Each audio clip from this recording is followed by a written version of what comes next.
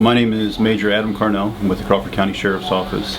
So if we were to show up to a call where there is a young child present for an overdose, obviously they don't understand what's occurring. They just know that mom or dad are sick. They're not waking up.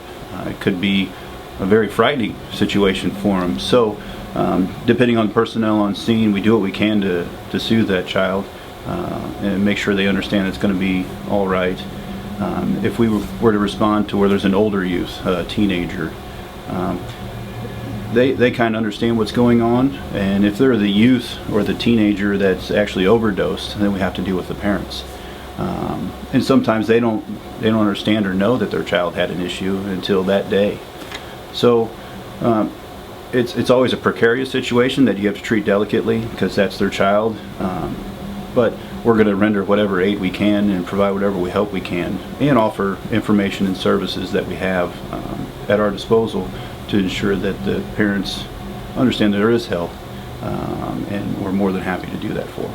If we come to a scene where there's been an overdose and there's children present, generally what we do, we would make a hotline call to Children's Division, let them know what we saw, what we encountered, names of the children, the parents, the best we can.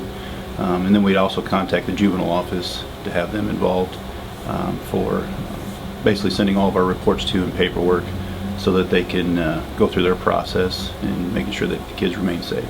For 2 years I was a juvenile officer as well, so I have a little bit of experience with drugs in the home, the long and lengthy court that they have to go through just to make sure that the kids continue to remain safe. So I have experienced it. A lot of the times you hope that it works out for the best for the children.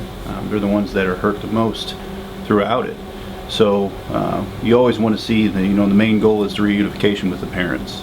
And so Children's Division and the Juvenile Office do a very good job with providing opportunities for treatment, whether it's inpatient or outpatient. So in the end, what we really want to see is the children back with their parents and the parents being successful in their process, and that family unit can remain. With our office, Narcan was introduced to be used and provided by our deputies back in the second quarter of 2019. That was my first experience when our entire office went through the training in order to carry it and to administer it. So I've personally not had the occasion to provide Narcan, but I've been on scenes where some of our deputies have administered it. An interesting fact about Narcan, it won't hurt you even if you are not overdosing. So when we get to scenes and it's questionable whether or not that person has overdosed, we can administer it regardless. A lot of the times though, you'll find evidence at the scene that there is evidence of drug abuse, so that's when we would administer it. Well, I think the most important thing that's being provided by our office now is Narcan. And like I said, we began the Narcan program in 2019 around mid-year. That's when we got trained. And in 2019 we had 36 reported overdoses. And of those 36, 12 of them were Narcan. And 12 of those Narcan survived. I think that's saving lives for sure.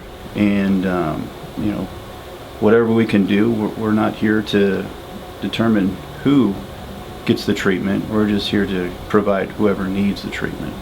So we're proud to offer that. We're proud that our deaths have decreased. As far as our community understanding that this really is an issue, I think it's the stigma of drug abuse.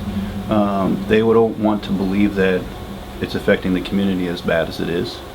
A lot of times families try to fix the problems themselves until it's brought to our light, because they can't anymore because that family member is overdosed, so we've responded. So I think public awareness and us just constantly reminding the community that we're there to help, and at the end of the day we have over 25,000 residents that we have to care for and protect, and we're going to do that regardless of what their background is or what their problems are. We're going to be there, we're going to help, and we'll offer that.